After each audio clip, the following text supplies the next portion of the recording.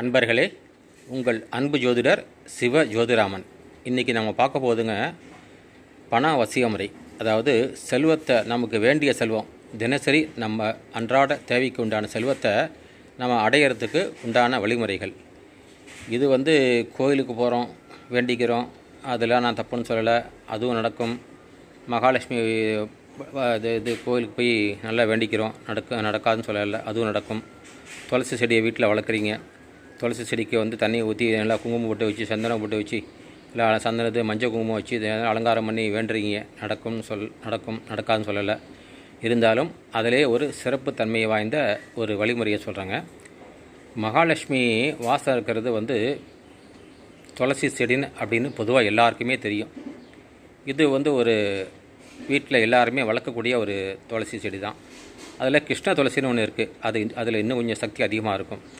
அந்த செடியை வீட்டில் வளர்த்து நீங்கள் அன்றாடம் வழிபாடு செஞ்சு வந்தால் கூட உங்களுக்கு பண தேவைகள் பூர்த்தியாகும். அது எதுவாக இருந்தாலும், எப்படி இருந்தாலுங்க,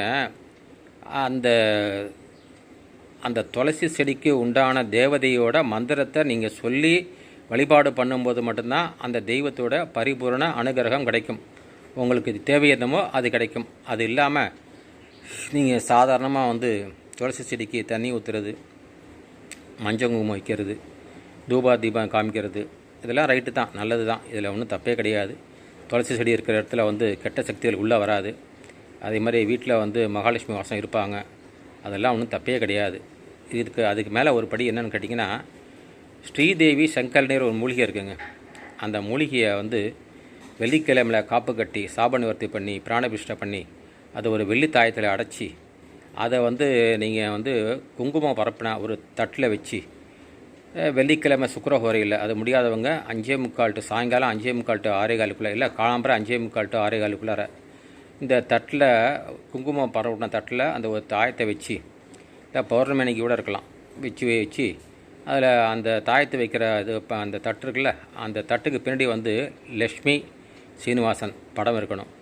இல்லைன்னா மகாலட்சுமி படம் இருந்தாலும் பரவாயில்ல, பக்கத்தில் எப்படியும் கண்டிப்பாக பிள்ளையார் படம் இருக்கணும். அதை வச்சு ஒரு நாளைக்கு 500 தடவை ஓம் ஹ்ரீம் மகாலட்சுமி நம அப்படிங்கிற மந்திரத்தை சொல்லி ஒரு நாளைக்கு 500 தடவை 15 நாளைக்கு அமாவாசை அன்றைக்கி முடிக்கணும். மொத்தம் 15 கணக்கு.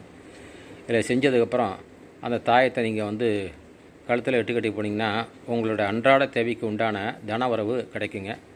இதை பற்றி மேலும் தெரிஞ்சிக்க ஸ்ரீ திருச்செந்தூர் முருகன் ஜோதிட நிலையம் மற்றும் ஸ்ரீ பத்ரன் மந்திராலயம். நன்றி, வணக்கம் அன்பர்களே. உங்கள் ஆதரவிற்கு நன்றி.